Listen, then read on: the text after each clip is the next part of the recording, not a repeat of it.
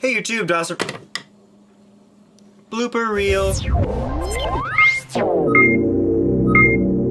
Dawson Rider review. Hey YouTube, Dawson Rider here with a review of Vul Eagle S.H.Figuarts from Sun Vulcan. I said that in a really weird order and I don't know why.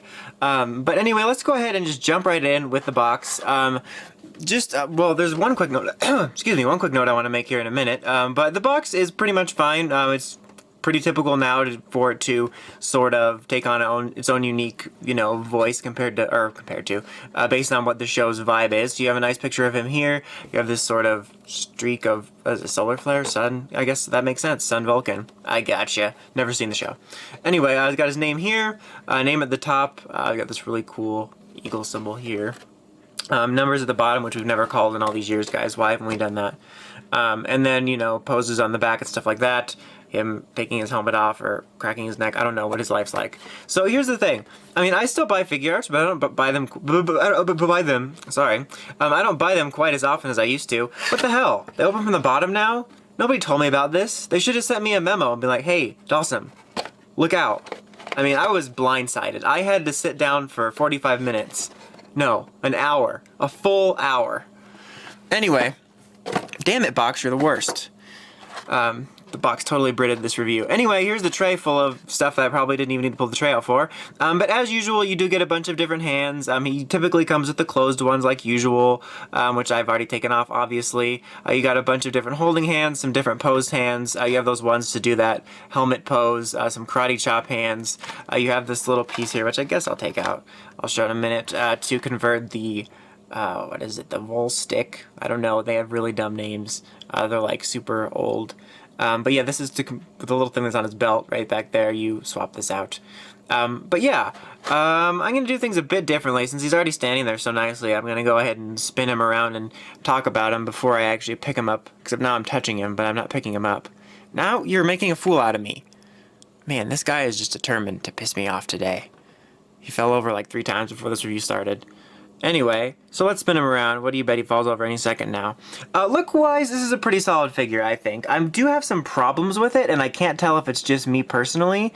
It could be. We'll get into that in a second. But just sitting here spinning, I think he looks pretty good. All the details are there. I don't really have any problems with the color, like there's no random color discrepancies. He looks like he should. I think the head sculpt is pretty well done. I don't find any proportion issues with it or anything like that. I feel like the visor could be shinier, but that also could just be me. Everything seems pretty solid on him. I really don't have any problems with him detail-wise, and if you just put him there in a pose sitting on the shelf, he's a pretty good-looking figure. Nothing major to report. Just to get one last little close look at him. Go down to the belt. Nice belt detail there. Very nice looking figure in terms of that. Now let's go ahead and pick him up. The mold for the articulation is pretty good, but I do have some issues with it. Like I said, for whatever reason, I can't tell if it's just me. Sometimes I even get a figure that's the same mold as one I've already gotten, but yet one feels more awkward than the other. The Shinkenders are a good example of that, where Shinken Red felt awkward to me somehow, but like I liked blue and green quite a bit. I don't know. But it's pretty typical Figuarts articulation fare. Basically, you have the 360 ball joint here, you got swiveling, you got this little shoulder pad that moves, you got a double elbow joint here, you have a little ball joint on his hand to move his hand around, a nice 360 ball joint on his leg, double knee joint, swiveling here at his foot on a nice ball joint. You got the toe action joint, articulation at the waist and at the chest, and then you have full range of motion on his head. You can 360 move around. Well, it's potential full range of motion. This scarf kind of blocks it, and this little piece does come off like Kamen Rider scarves, but I'm not going to bother. But it is a bit hindered. Random thought before I continue. I always wonder, like, I go over Figuarts articulation so many times. I've gone over it hundreds of times. I always wonder how many people are watching and like, oh man, here this goes again, and they see me go through the same spiel, double knee joint, all that stuff, and how many people are new viewers, and they're like, oh man, that's a really good articulated figure. Anyway, random thought. Okay, But so yeah, all that is basically there. I don't know what it is about it, but you know, when I'm messing around with him and posing him, there's something awkward about him, and I'm not sure what it is. These shoulder pads bother me a little bit. They're kind of like the Shinkenger ones. I mean, if you twist them enough, it interrupts the white line. It's not so bad, and you can pretty easily work around it by moving this independently from this. But the shoulder pads are more noticeable. With Sentai figures in comparison to Rider figures, you do have a lot more potential of noticing it as an obvious action figure. I mean, they are obvious action figures, but you know what I mean. Like, because this is cloth instead of armor, you can get more discrepancies like that, and you can more clearly see some of the joints. So you do have that problem more often in Sentai, but with this one, the shoulder pads bother me. If you watch any of my Sentai figure reviews, you know for whatever reason, I really focus on the shoulders. Not sure why, but I'm not entirely sure how to articulate it. Articulate it. See what I did there? No, but there's just something weirdly lanky about him, and that could just be me personally. It's not a huge deal where I would be like, don't buy this, he's so lanky. He gives me a case of the Wiggins, so I'm not gonna let you get him. No, but it's just something about him. One thing that does bother me, which you know, he does have this scarf, which is part of his design, so you can't really blame him for that, but it does hinder his articulation. I don't know how they would go about going around that, like at all, but it really bothers me. Like, I'm trying to get him to pose, I can barely move his head up and down, and that's such a nice thing about Figuarts is you can get those subtle little head movements to make a pose look just right, and with this, it really hinders it. Like I said, because the scarf is part of his design, I'm not entirely sure how they would have went around it, but I think they could have. But yeah, that's my only, I would say, concrete problem about the mold. The other one might just be a personal thing. Anyway, here is this other thing he does come with, which I've just failed to mention. He comes with his katana sword here, which is pretty neat.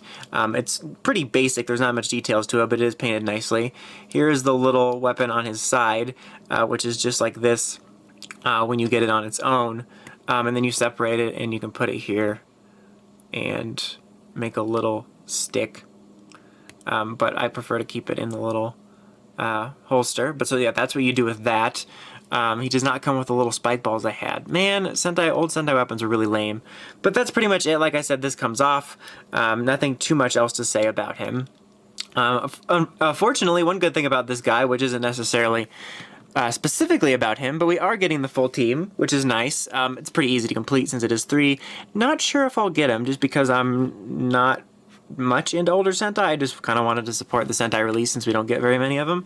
But overall, I would say this guy's a pretty solid figure. This is a really weird verdict for me because there's nothing really glaringly wrong with him. I think he looks pretty good on the shelf. Like all Figuarts, he is well articulated. There's no loose joint problems, so he's a pretty solid figure. There's just something about him that feels off to me. I just point that out. But if you're a huge fan of Vul Eagle, character design, or whatever, I don't think you'll be disappointed. I still think it's a good figure. There's just something off for me, but that could just be me personally. But overall, still a solid figure. And I do hope Sentai releases continue because I miss them. But anyway, that's about it. Until next time, make sure you check out the crazy podcast at writersrangersrambles.com. And of course, don't forget to like, comment, and subscribe. It's Awesome Rider, and Vul Eagle's back, signing out.